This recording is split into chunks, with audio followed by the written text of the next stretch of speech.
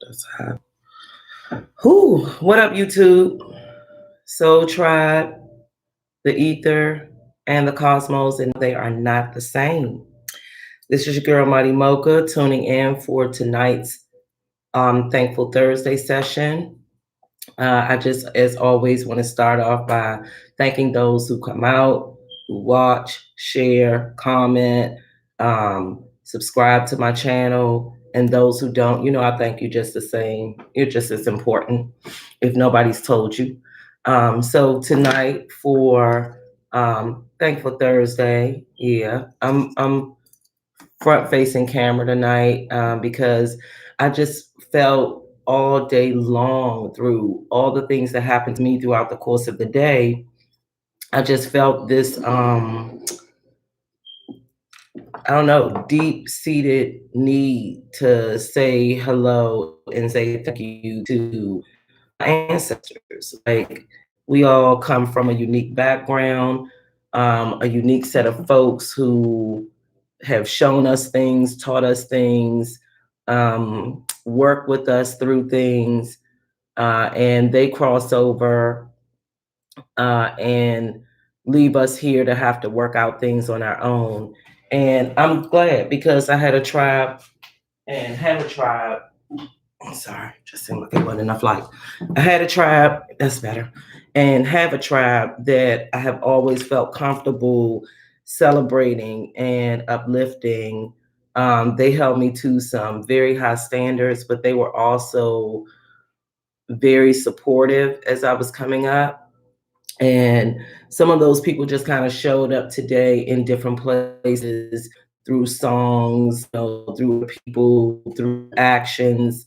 And I'm appreciative of it. So I just wanted to use this Thursday, this Thankful Thursday, to say to my ancestors how much I appreciate you for educating me and for teaching me to, have faith and belief in myself and a higher power in one way or another. I thank you for the examples that you have shown me about how to parent and not parent, how to love and not love, how to be a friend, and even how to be an enemy, right? And so um, I'm not going to talk much.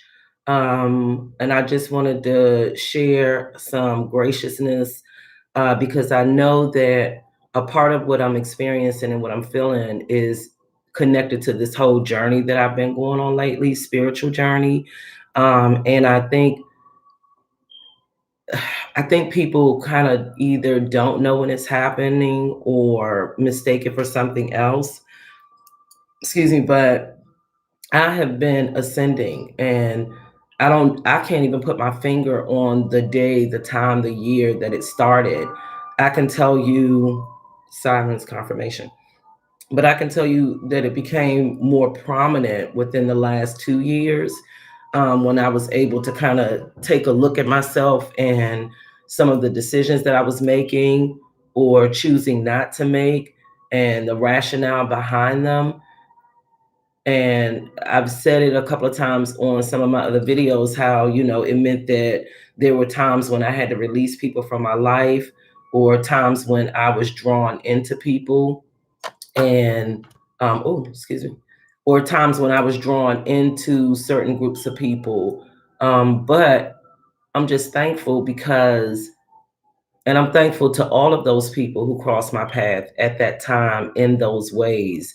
Some of those experiences, whether it be in my professional career environment, whether it be in my love life, whether it be my educational setting, whether it be within my family, some of those experiences were very painful to go through. But it's like I've said in some of the videos prior to this, that was my shadow work. Like, there were things from my childhood that I hadn't addressed. There were things from um, different relationships that I hadn't addressed, that I had just kept moving, kept moving, kept moving. And so often that's what we're taught to do. We are taught that we have to keep going. We don't have time for reflection. We don't have time for interconnectedness. We don't have time for analysis.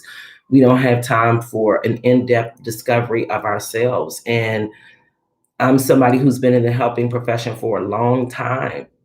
And what I realized was that I was not nurturing myself the way that I was willing to nurture others. Um, and even aside from being in the helping profession, when you're a mom, when you are a caregiver, I was a caregiver for a sickly person at a very young age in my life. And for at least 15 years of my youth and young adult life, I was a caregiver for somebody, and in many different ways. And as a result of that, I didn't have a lot of opportunities to sit with myself and to dissect and analyze trauma and pain and sacrifice and constant giving. And I didn't have time to dissect how I have been taught subconsciously. I have been taught to, press my feelings down and to, like I said, keep pushing through. So those experiences from my ancestors, from my current tribe, present and ex-members of my tribe, it doesn't matter. They taught me a lot, and they taught me about how to show up as, in my true authentic space and self. And they taught me how to create boundaries, and they taught me how to live transparently, not hurtfully, not judgmentally, but how to live transparently. They taught me how to open my heart. These experiences taught me about how I need to sometimes close my heart. But the biggest thing that I want you guys to walk away with and to kind of be encouraged about tonight is to just be thankful for each and every experience that you have, to like cherish it, massage it, feel it, like really feel it, right? And take the time to give to yourself sometimes the way that you would give to others. It's okay. And some folks will call it being selfish, but I call it self preservation. Um, and I really do believe that had I not had some of these examples and some of these experiences, whether directly or vicariously, uh, I I would still be making some of the same mistakes and hindering myself in some of the same ways, spiritually, emotionally, physically, mentally. I would still be doing those things to myself, had I not just experienced those things, but also took away the lesson. Excuse me. Had I not said it's got to be a lesson in this, and I need to figure out what the lesson is, and that's what I need to walk away with. Um, and I hate to use like cliche stamps such as, nothing is happening to you, it's happening for you, but it is the truth. Like, in all sincerity, to go through life and come out on the other side before you leave this world, knowing that you were the benefactor and the recipient, um, for some of the most greatest life-changing experiences, if you receive it that way, if you choose to receive it that way, if you choose to hone in on what the true lesson is. You don't have to keep making the same mistakes. You don't have to keep apologizing. You don't have to keep showing up in ways that are hurtful towards yourself or others. You don't have to make excuses. You don't have to deny. You don't have to divert. You don't have to do any of those things. You can just simply be present with yourself and be totally honest about what your experiences mean. And I know that that sounds very lofty and very heavy, but it's also very doable. And I would encourage you guys in these changing times. Like I said, we're in the age of Aquarius, and that me attitude, or only thinking of self all the time, is going to throw a monkey wrench in some folks' plan. So I can only encourage you to try to find a healthy balance between the past and the present, right? And apply meaning to it that allows you to feel nurtured, um, some gratitude, some fulfillment in whatever those experiences are. Like they were for you. It is your journey, and they were supposed to happen to you.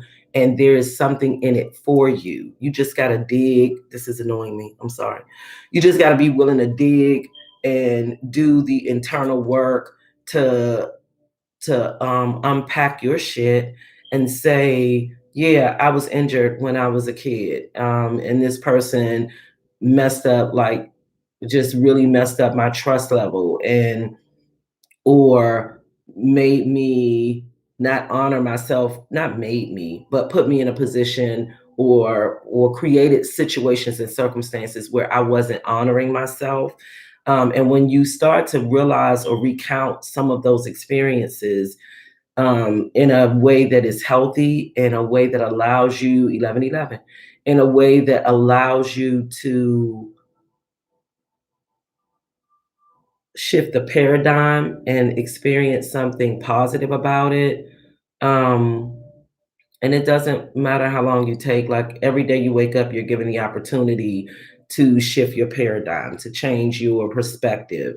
But you have to create experiences that allow you to feel comfortable making that shift. And sometimes it's very uncomfortable, but that's, I think, when the magic happens, when that discomfort is there, when you realize you don't feel healthy about the decisions that you're making or the people that you're around or the places that you are frequenting or the experiences in general, in totality, that you're having.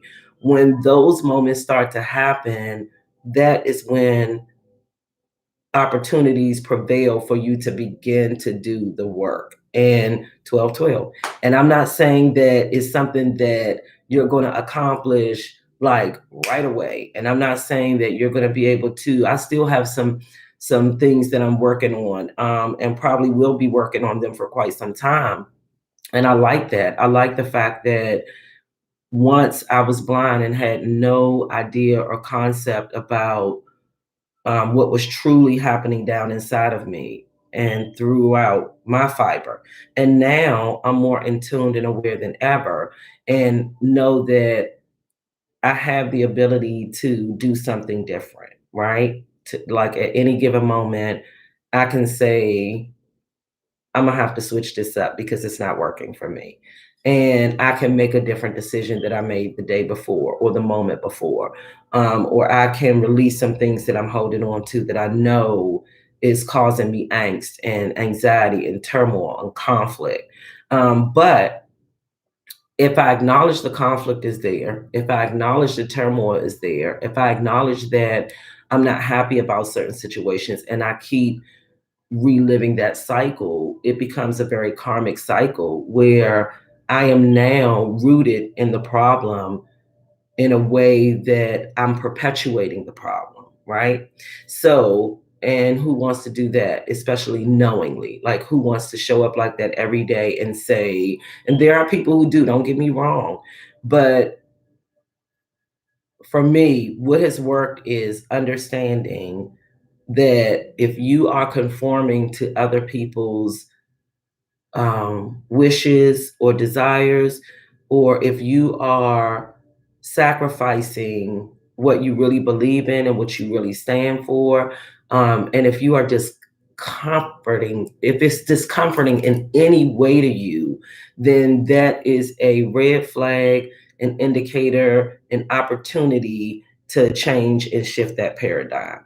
And anybody who knows me knows that I am all about resolution and, especially peaceful resolution. I'm all about peaceful resolution, and I'm all about positivity, and anything that I feel that touches my spirit that makes me feel discomfort, I have to address it. Anything, and I wasn't always that person. At one point in time, I was like a doormat. I received and took shit off of people every day, all day, didn't speak up for myself. And a part of that shifting was me having children, because I realize now you don't have to just speak up for yourself, you have to speak up for someone else as well, and you're responsible for that. You're an advocate. And I did a reading about that. I won't go into it, but about how we are all gatekeepers on some level. But I also understand that I have to lead by example, and that I can't show people how to be whole if I'm broken. And I can't expect people to treat me like I'm whole if I'm presenting to you in a broken way. And I can't attract whole people to me if I'm showing up every day with a broken mentality and a broken spiritual base. So I've been doing the work and I'm proud. And I just want to say, to my ancestors, like, thank you. Thank you for however it is that you showed up. And thank you for the remnants of yourself that feed me every day and make me want to be a better person, do better things, feel better about myself, encourage people around me to do the same, to feel better about themselves, and to not get caught up in this worldly bullshit that takes you out of who you really were created to be, which is something beautiful and awesome every day, all day, right? So that's enough of that. I shuffled some tarot cards, and everybody knows I usually give my dialogue and then allow my beautiful tarot cards to kind of drive my message home.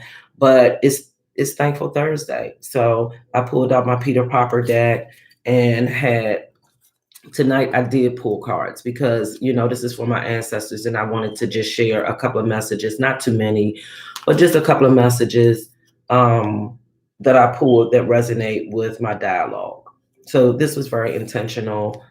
And okay, so the first one I pulled, and I know my camera is front facing, so you're going to see it backwards. So, but I will read it. And this is by a quote by Mary Oliver. And it says, "My work is loving the world." And yeah, that's just who I am. It's who I've always been. I always can.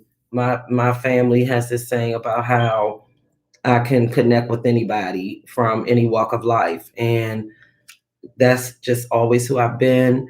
And I kind of feel good about that because it says something about the nature of acceptance, right? About how you don't have to have what I have, do what I do, be like me in order for me to see something wonderful in you. That just flows from me. And that's one of the things that I think was passed on to me by my ancestors. And so I receive it. And then I put See, okay, I didn't know. I ain't like I wrote no speech. I didn't know everything I was gonna say when I got on here. I just knew it was in my heart to have this dialogue, to have this moment. But this is a proverb, right? It's a proverb, and it says, "Gratitude preserves old friendships and procures new." And yes, it does. What did I just say? Like, there have been some people that I have um, that I'm in a different space with now in terms of my friendships with them. But there are some new people that have come into my life that are very special to me already. And I'm not going to say I would classify them at this point as like friends, but their spirits resonate with mine. And so maybe we were once friends in another lifetime and we're at it again, right? So I like that. I appreciate that.